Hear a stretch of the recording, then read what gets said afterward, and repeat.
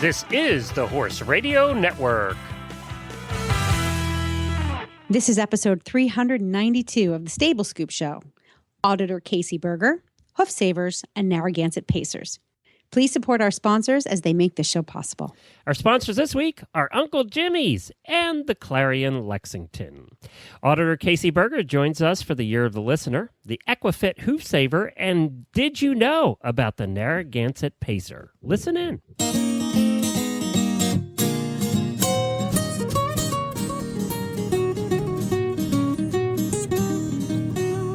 Welcome to the Stable Scoop, with weekly shows delivered right to you. With Helena and Glenn the Geek, live from the stable, it's every week. They'll bring you the news through hail or high water, while using their tails as their own fly swatters. So sit on down and laugh till you poop, cause it's time again for the Stable Scoop. Stable Scoop. The Stable Scoop. Stable Scoop. This is Glenn the Geek. And this is Helena B. And you're listening to the Stable Scoop Show on the Horse Radio Network. I'm so excited because we're starting a new something this week. We are starting a segment. I'm so excited because I love this kind of thing and history and all that. So I'm very excited. I thought this was a good combination of, crazy facts and history. So I did a little research on a horse breed called the Narragansett Pacer. And of course, Narragansett is a town in Rhode Island. And I love the historical connection between the breed and my new home state of Rhode Island. You know, that gives me a great idea going through this in the future, because every state has something they're known for horse-wise. It would be interesting. You know where I'm going with this, right? I totally know where you're going with this. Wouldn't that be a good idea? Let's do it. To go state by state to kind of talk about. That would be very interesting, actually. Good idea, Helena. Glad you came up with it. I'm glad I get credit.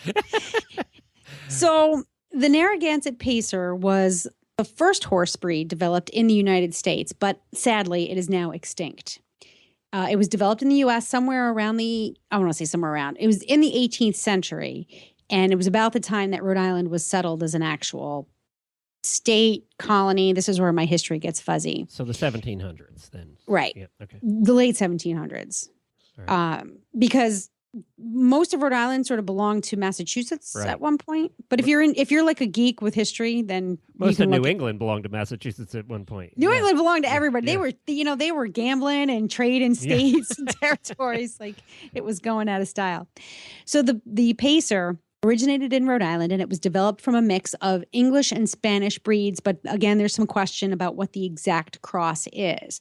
Some resources will say that the horse was a mix between an Irish hobby horse and a Scottish Galloway pony. And yet others will say that the Pacer came from the Spanish Genet bloodline.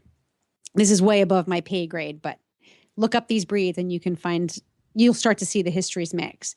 So again, its bloodlines are a little fuzzy, but this is my favorite part. George Washington actually owned a Narragansett Pacer, because they were considered to be like some of the best horses in the United States at the time, in America at the time. And in fact, the modern standard-bred horse is said to have come from Narragansett Pacer bloodstock. Cool, huh? I assume awesome. Because they were Pacers too, they were riding and driving them? They were riding and driving them. They were using them for work. They did everything. But really, the reason that they were so cool and so honored in the colonies was because they were fast. So they were running races here in New England. And there's a big racetrack not too far from me. The standardbreds, the trotters still race up there. I don't know the name of it. I should know. But and that was one of the original tracks in the colonies. It's that old. So on average, the Narragansett Pacers, they were small. They were about 14 hands. It's not that big. And everybody called them ugly. Like, I think that's so sad that they thought they were ugly. We're going to breed a breed of horses, but they're going to be really ugly. I know. Well, they'll be fast. They'll be ugly. Nothing to look at. Yeah. But of course, you know, like with these types of horses, especially horses that are descended from Spanish stock, they were hardy and sure-footed, which made anything they did in the New England colonies awesome because they were handy. You know, that's what we say out in the hunt field. They're handy. You can put them anywhere. They're very sure-footed.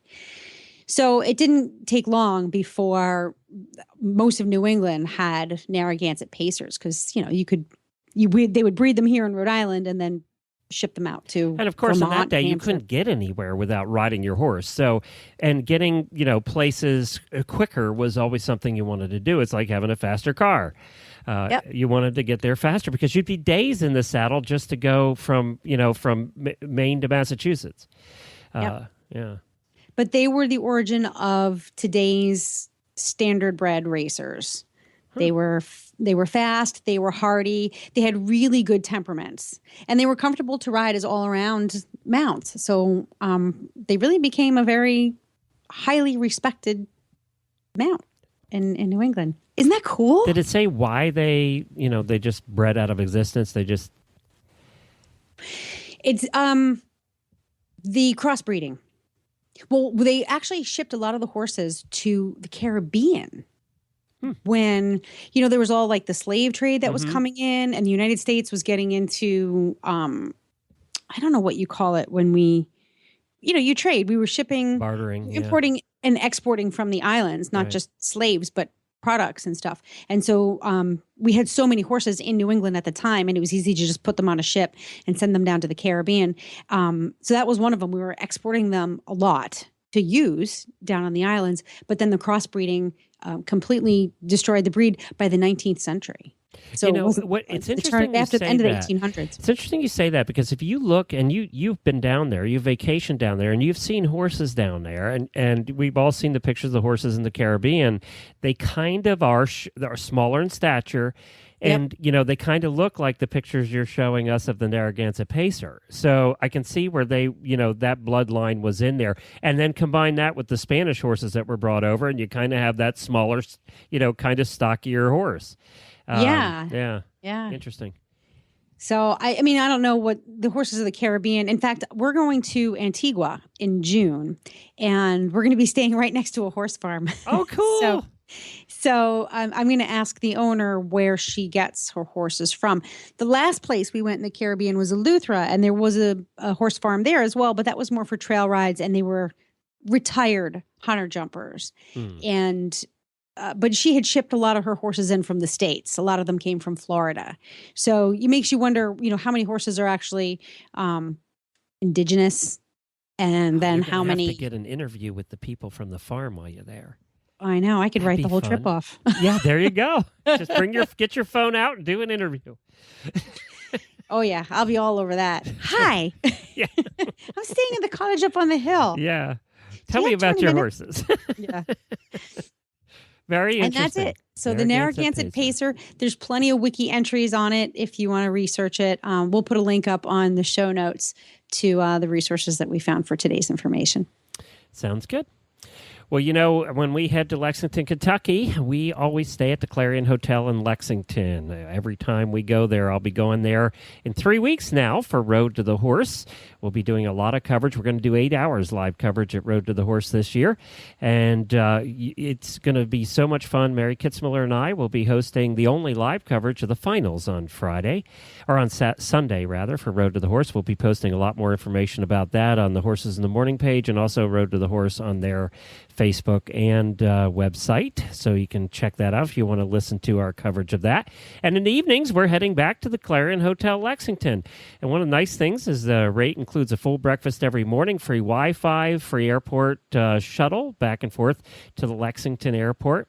They have a full-service restaurant called Cortland's Southern Kitchen. Also, if you are into bourbon, which Mary informed me she is, check out the Bourbon Sampler at the Sports Page Bourbon Bar and Grill. They also do flights of bourbon if you're really into bourbon.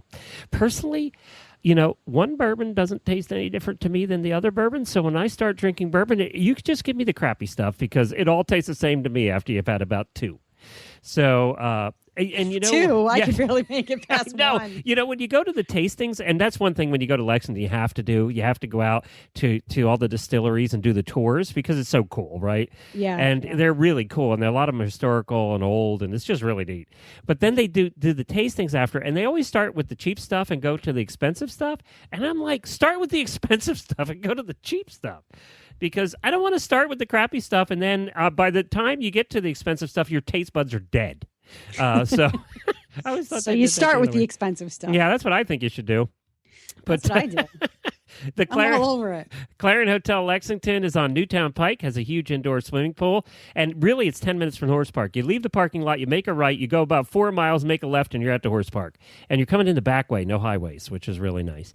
And you also appreciate this tidbit for anybody that knows anything about Lexington. It's not on New Circle Pike, and you don't have to travel New Circle Road at all. So that's one of the good things. So if you know Lexington, you're going to know why that's so important. Visit them at ClarionHotelLex.com. If you're coming in for Rolex, you better call today. I mean today, because I'm not even sure they're going to have rooms left. So give a call today. I think they have a few left during Road to the Horse time. So check that out. ClarionHotelLex.com. Let's go to the next one of our series of our listener interviews for the listener of the year. For the listener of the, what are we calling it again? Yeah, You're the listener. The year of the listener. Oh, we just made Kasey the listener of the year, apparently.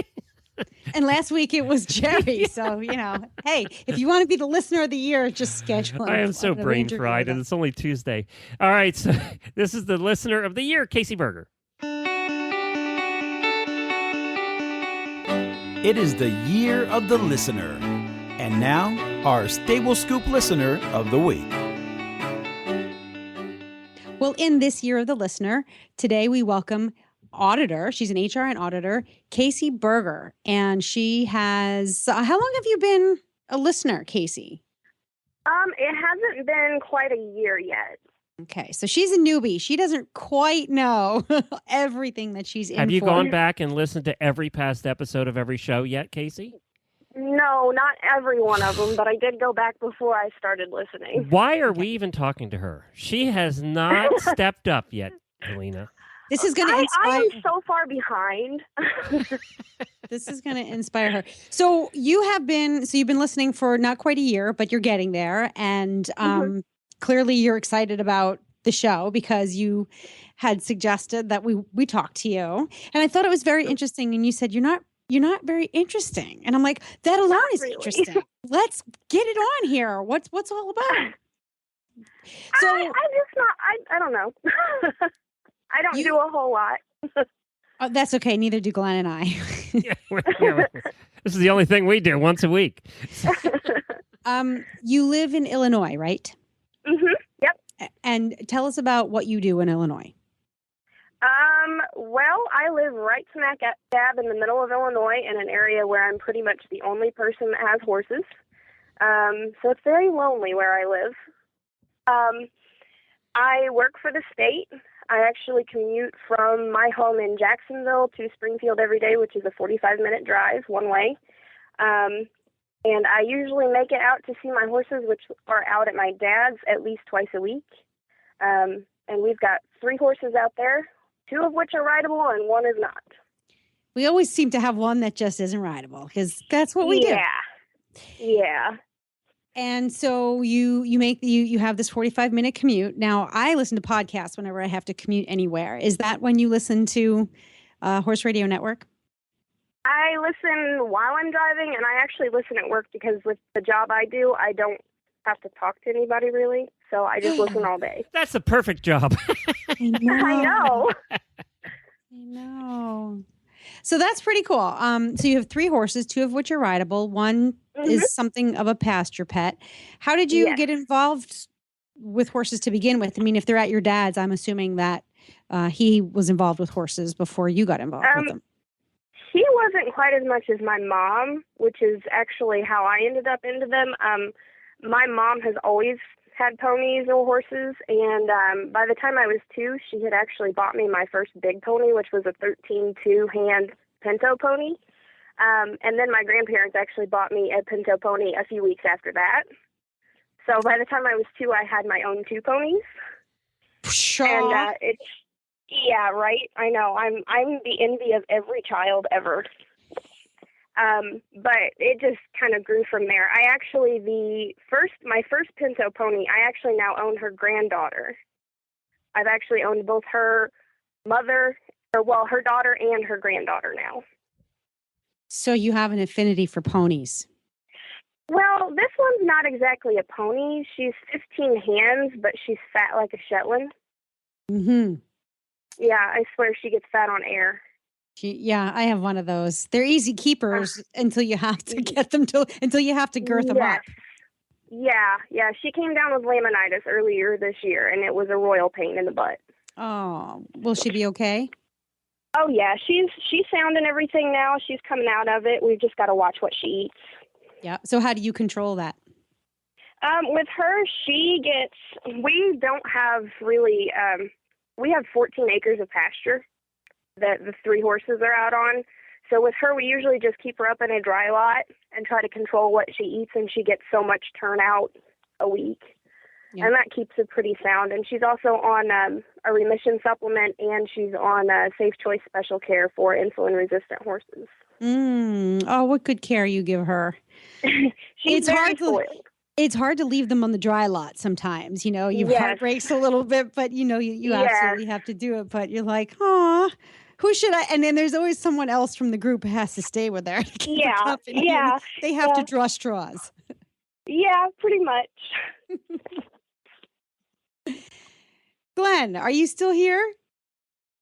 I'm still here. I'm just listening. Oh, I'm just listening to you two go at it. And, just thinking about every summer when I have to put a muzzle on my pony and it kills me. And then I'd say I sneak out to try and take it off so when Jennifer's not around. And then she catches me. And then I'm in big trouble. Oh, see, that just worked perfectly because I wanted him to talk about the fact that, I know that your horses do need to wear. I get in trouble every time because muzzles. I don't think they're fat and she thinks they're overweight. So I can guarantee you, one look at mine. And they're overweight? Yeah, one look at mine, she's fat. She's fat? Oh, yeah, she's fat. Yeah, I don't know. I do the same thing with the dog, though. She claims that now how can a greyhound be fat? That's what I say. And yet, she complains when I'm feeding the greyhound. It's like we have a boxer pit mix at my house, and my roommate keeps telling me how fat she is. To me, she looks fine, but I completely understand. We are kindred spirits, Kasey. I'm gonna tell Jennifer that you said it was okay that the pony eats as much as he wants. I don't know about that. Don't tell Coach Jen. Ooh, there's going to be trouble. Well, so while you're trying to keep your horses, so you have, you've got a 22-year-old sorrel Mustang mare, right? Mm-hmm. Okay. Yep. You have a 16-year-old. I love this horse. She's a sorrel quarter horse Shetland thoroughbred. Yeah, she's my mutt. She's the granddaughter of my first pony mare. Okay, and she's bay and white pinto. She is actually sorrel and white. Her grandmother and mother were both bay and white pintos. Okay. So she is solid sorrel with a white star. So my next question then is, what do you do with these horses? And if you're in the ring, you must get some points for extra fancy because I'm thinking you've got some really, really nice eye candy in the ring. We actually very rarely show. I've got a 30-year-old mare that she is actually a retired cow horse, and she was actually given to me because she got loose one day, and I caught her, and the owner decided he didn't want her and left her with me. So she's retired. My little mare doesn't canter at all. She bucks instead. So, we can add that to the test if you'd like. No. Bucking class. We would the win, bucking though. class. We would win. Yeah, every horse show should have one of those, come to think about it, because then more people would enter. Yeah, I would win every time. I'm telling you. She's great if we're just, out riding around my dad's house. She's fine. She'll run whenever she feels like it. But if we're in a ring, she bucks every time. Mm. Yeah. So needless to say, the 4-H judges kept giving me B grades every time I went. Damn judges. Do you ride Hunt Seat or do you ride Western? I actually ride Western, but I am taking saddle seat lessons from a Morgan barn outside of Springfield. Oh, cool. How are Very they to cool. ride? How are the saddle seat Morgans to ride? Not bad. I actually am taking lessons most of the time now on one of the show horses. Mm-hmm. And other than the fact that he has the biggest trot I have ever tried to ride. I was going to ask you about that because it looks like a big trot. Yes, he almost throws me out of the saddle every time. It looks big. It almost looks uncomfortable. Is it uncomfortable or is it comfortable? If you can get the posting right, it's very, very comfortable. It's very smooth. But if you get the posting wrong, you're bouncing away. Yeah. Yeah, I've almost ended up on his neck a couple times. I had a thoroughbred like that I rode for a while, chestnut. I could not get I could ride.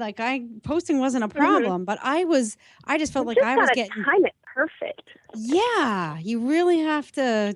Yeah. Get into that groove, and then once you get it, you hit the sweet spot. You're good. But man, it's hard to get back in the saddle and get that sweet spot every time. And every horse is a tiny bit different, isn't it? Yeah. It's just and enough even different. the ones in the same breed. Yeah, even the ones in the same breed, same size, they're completely different to ride. Mm. Believe it or not, it's the same way with driving because, every horse has its own little, some are power steering, some are manual steering, some are power brakes, some you have to really press the foot to the floor, right? And it's the same way with driving. Every horse you drive is just a little bit different. And, it was funny because Wendy, who's driven everything, was out here and drove Scooter, and she's like, God, this pony's hard to drive. So, you would think they would all almost be the same, right? You're just holding two reins and you're steering, but it's not. Well, one of the first things, Jennifer has left me with a lot of quotes, of mantras, Coach Jen. And one of the things that I found the most helpful was to ride the horse you're on. And, the minute I get into the saddle on any horse, I'm like, okay, this is not going to be a one size fits all. What kind of horse am I on? But I just found that to be really helpful, and that seems to be me. Well, my days as a catch rider, when you could get into the tack of anybody who would offer, it was just super helpful. But I find even now, sometimes my horse could be a different horse on Tuesday versus Saturday. What horse is my horse today, and what horse is he going to be 3 days from now? So that's how my redheaded mare is. Yeah. Okay. She's a redheaded mare, so it kind of comes with the territory. So you get 7 different horses for each day of the week. Yeah. For each breed that's mixed in there's a different horse. Yeah, I'm kind of like that. Be like that. So what do you you're riding primarily for pleasure. You're enjoying yourself. Mm-hmm. You're caring for your horses, so they sort of live at home. They live within your family's domain. Yeah. When you do ride, where do you go, and do you go on adventures? What's the most adventurous place you've ever been? Tell us about that. Generally, we just ride around my dad's house. He lives way out in the middle of nowhere, so it's pretty well free range. Usually, we ride around what my mom used to call the block, which is a 5-mile wrap around the country roads. Okay, now think about that, everybody. That's what it's like in the center part of the country in Illinois. The block is 5 miles. Yeah. That's a block. Yeah, our block was 5 miles. But that's what we used to do. I haven't done it in a while, but I'd say the most adventurous is probably when my mom was on her little Paso cross gelding, and we were on said block, and I was on my redheaded mare ahead of her, and the dog had for some reason decided to come with us to go hunting, and he ran through the tree line and apparently found some turkeys, and the turkeys flew up, and my horse turned inside out running home the other direction with me on her. And my mom says, "Where are you going?" I said, "I don't know, but we're on our way there." Where are you going? Where are you going? So do you ride out mostly with your mom? I used to ride with my mom. My parents got divorced, so my mom no longer has a horse. But now it's me, and my roommate rides with me quite a bit. And I do give lessons to a couple kids that I know from, I was friends with their parents, so I give them lessons during the summer and spring. That's good. So you have company. Oh, yeah. All right, now we have to get on with it because she has to go back to work, and we got to get to the rapid fire questions at the end of the show because I'm anxious to hear what she has to say for some of these. So Helena's going to lead the way. She does every week. These are questions we ask every one of the listeners that comes on the show. Okay, and I don't usually do it rapidly, and I'm supposed to, but I'll speed it up for you, Kasey. Yeah, we don't. Helena and I don't do anything rapidly. It's funny because the rest of my life is at warp speed, but I get onto Stable Scoop and suddenly everything just slows down. All right, here we go. What's your favorite food, Kasey? Pizza. Hey. What is your least favorite food? Vegetables in general. Ooh, all right, then you need to listen to our health and wellness segment. Yeah, I am not a big vegetable eater. I'm with you, Kasey. Boy, we are kindred spirits. I'll tell you what. What's your biggest equestrian pet peeve? I used to be one of them, so I feel like I can say this. Horse people who think they know everything. And you're saying you're not one of those now? I am not, no. I learned my lesson. I actually had some really big problems with the gelding I had. He actually ended up having to be put down with tetanus. And I learned my lesson the hard way. And now I take any advice I can get and then just research it to see how accurate it is. If you're listening to Helena and I for advice, I advise you to get extra help. Don't count on us, okay? Just Hey, speak for yourself. I learned from the best. But, there's nothing like a good dose of humility to help you realize that we don't, the more you know, the more you realize you don't know. Exactly. So we all hit that wall at some point in our horse careers. All right. Do you have a favorite professional or celebrity equestrian? I would say John Lyons. I love his books. I have the entire set. And we actually used those when trying to tame my Mustang just to catch her. Wow. I have a few of the books in that set too. John Lyon's pretty good. I love his learning how to ride out on the trail. That was one of my favorites. John Lyons. Okay. If you won, no. Okay. What career, other than one with horses, would you like to try? Environmental protection. Oh, very interesting. What would you protect?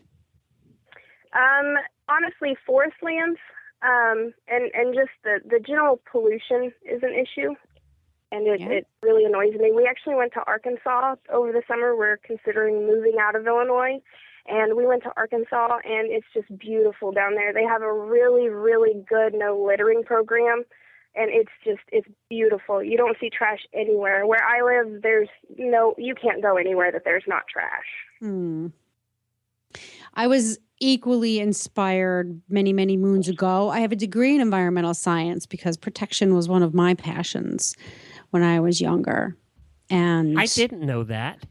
Yeah, I have a degree in environmental science. I was more about wildlife management, but it sort of morphed into public policy and land conservation, because once you start to study these subjects, you realize that the problem with the animals isn't really the animals, and it's not about managing them or managing herds. It's about managing the people who destroy their habitat. And so the people are the ones causing the issue.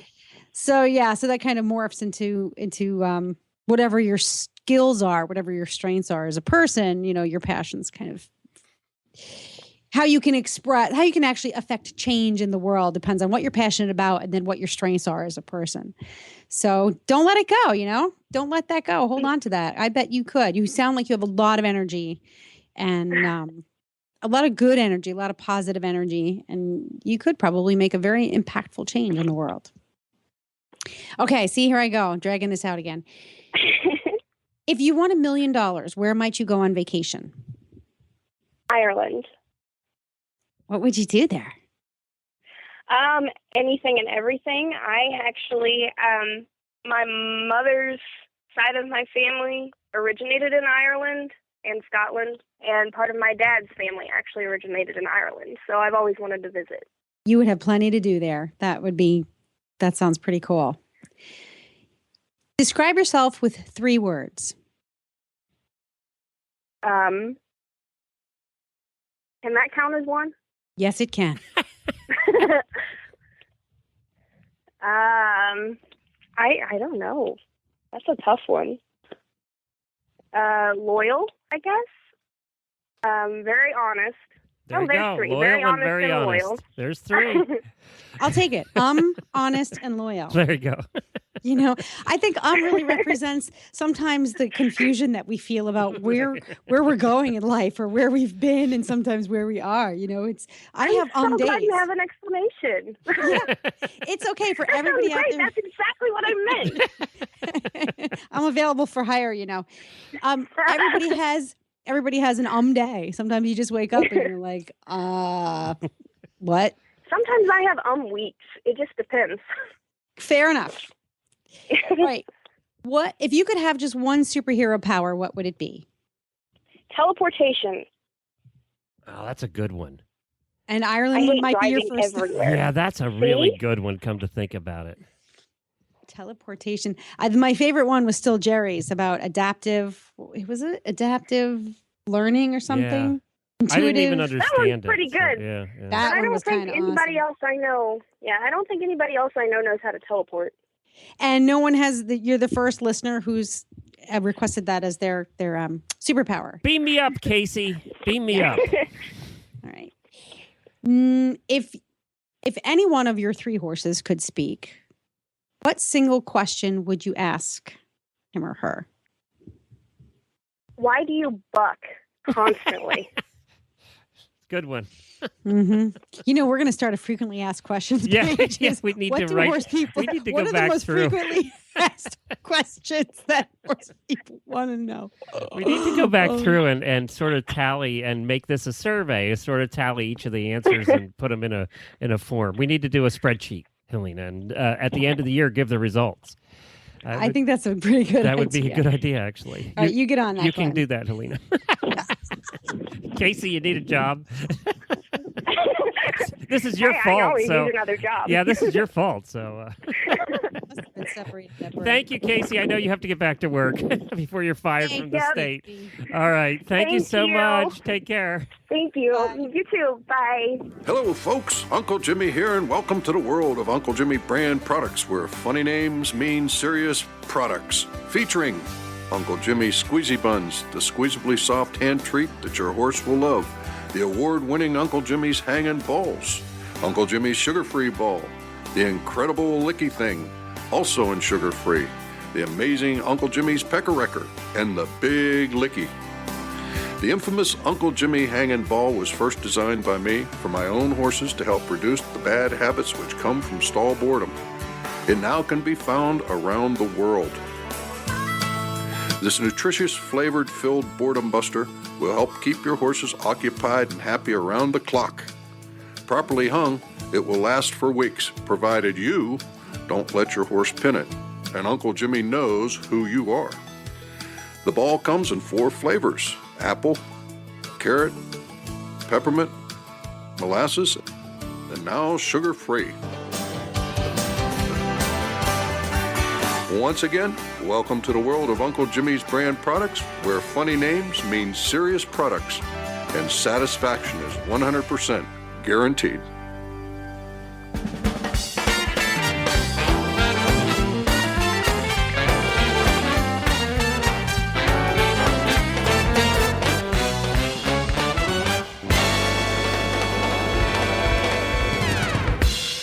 Sparkle and Boom offers creative marketing help for small businesses. Our clean and interesting design style, combined with an effective use of today's new media technologies, means more boom in your bottom line.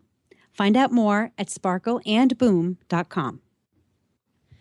The product this week is a review of one that we gave a try to, and this is by the company called Equifit. A lot of you are familiar with Equifit because they have saddle pads and boots and, girths and all kinds of stuff. And you'll have seen also their products for riders. So Equifit's a pretty well-known name. Well, they had this little product at Ada, and Helena, it was on the bottom shelf, and I saw it there, and I said, "What the heck is that?" And they said, well, it's a hoof saver. It's one of these little products that we do. I love the way you say hoof. I know. And Jamie picks on me endlessly about it. But anyway, a foot saver. We'll call it a foot saver. No, I like you say hoof. I like it. So it's this hoof saver, and it is this, you know how when your horse has an abscess and you have to pack it and then you have to vet wrap around it or duct tape or something to hold the packing in and everything. And a lot of people take and they use diapers or whatever to make it work. Because you have to try and keep it packed. You have to try and keep it packed in there for when they're out in the field or in their stall, and you're trying to keep it packed in there for like 24 hours. The drawing salve, so you're trying to draw this abscess out. It's a pain in the ass. Let's face it. So what this is, and we have the landlord just got a new thoroughbred, and of course 2 weeks after she got it, came up lame. And we think it has an abscess, so we've been, we're out there packing and then wrapping with vet wrap and duct tape and the whole thing. And they're, fairly new horse people, so they're learning how to do this. Well, the whole vet wrap thing, doing it right and keeping it on, isn't easy for a new person. Yeah. You got to wrap it right, and then it falls off, and then they walk through it in about 10 minutes. And then they rip it. It's just a mess. So and you always get to the cardboard. Exactly. The cardboard center before you know it. Well, this is a pad made out of some tough stuff. I don't know what it is, but it's this flat pad that's shaped like a big horseshoe. Okay. And it's got sticky on the other side. You take off the backing, and it has sticky on it. So basically what you do, it's this simple. You do your packing in the hoof, whatever, you clean it out, and you pour your goop in there, and then you put your drawing salve in there. And then what you do is you take this flat, looks like a very thick sheet of paper, okay? And it's hoof shaped, so you put it over the bottom of the hoof. You rip the backing off, you put the sticky side on the bottom of the hoof, and you just wrap it up around the hoof. And it just folds nicely all around the hoof, back all the way around, 360. It stays on for 24 hours. They don't walk through it. This has been a godsend, especially for people who are brand new, or if you want to save a hell of a lot of time. And then taking it off is easy. You just pull it pulls right off. I got to tell you, these things are, maybe they're not cheap, but they are so worth it. If you've got a horse, they're not cheap until you have to, until you're wasting all like hours trying to wrap your horse's foot, and then you have to do it maybe twice a day because it comes off, right? And you have to do it twice a day. This, they'll say, lasts 18 to 24 hours, and it really does. We've been using it on this horse now for 2 weeks. And we love them. It's just so fast. It is so easy to do. I've never had one that's worked as well. And this horse has shoes on, so it sticks pretty well to the shoes. If you didn't have shoes, it would even be better, I would think. Yeah. Because more of it's going to wrap up around the hoof wall, and I think it would stay even better. And they wouldn't. And I think the shoes, it's the metal wears through it quicker than the hoof wall is going to on an unshod horse. So I can't recommend these enough. Jennifer will never do it the old way again. She doesn't care how much it costs. So I love that. I love when Jen goes modern. She just will not, just because it is so handy. And it really does work. They're called Hoof Savers. They're from Equifit. We'll put a link to them in the show notes. I really have nothing else to say about them other than, if we're going by the rating system of a bale of hay, I give these a full 6 flakes. Woo! So we haven't found anything wrong with them. That's a big deal. And, it's one size fits all. You don't have to worry about that because it just folds up, and this is a 16-hand thoroughbred, so, pretty good size foot, and it fits fine. And even a smaller, you could actually cut it if you wanted to. For a pony, you could just, snip it around, and it would be fine that way. Very easy to use. So 6 full flakes. Yeah, 6 full flakes on this one. We really liked it. You know what? I'll take that back. 5.5. I think they could come down in price a little bit. I would like to see Okay. them come down in price a little bit, and they probably will as they become more popular, and they can manufacture, them in larger quantities. So I would give them 5.5 flakes, and I'll take half a flake off for the price. Wow. Okay. All right, Sweet. Check it out. That's my product of the week. Well, Helena, we're going to be seeing you tomorrow. Yay! You are or going to be Thursday, seeing 2 days. Yeah, Thursday. this What's will today? come out on Tuesday. Thursday, so I'll be seeing you today, actually. Yep. And you're heading down here to Tampa. Unfortunately, I just looked at the weather. It's going to be in the 60s and 40s at night, so you're going to need a jacket. I know. It's probably going to be in the 60s and 40s up here. And maybe, but it is Tampa. It's sunny. It's usually sunny, so you'll have that. They can, your significant other and your daughter can go take a walk on the beach. That's true. They can do that, so that They'll works. have a great time. They'll have lots of fun. They're probably not going to need their bathing suit to go in the water. It's a little No. Well, the hotel is supposed to have a heated pool, but I don't think that's going to even be. I don't think that's going to help if it's 60 degrees. Yeah. That's. You know what? It might actually, because it still is Florida, so the water's not going to be too bad. Oh no, I'm not going to be one of those people who goes all the way to their vacation destination and it's freezing cold and they go in the water anyway. We get people from Canada who come in our beaches and you're like, yeah, no, that's just wrong. You can't go in the water. It's freezing and they're like unpacking all their beach toys and everything. It's 45 degrees and they're pretending like it's a beach day. I'm not going to be one of those people. Not going to be one of those.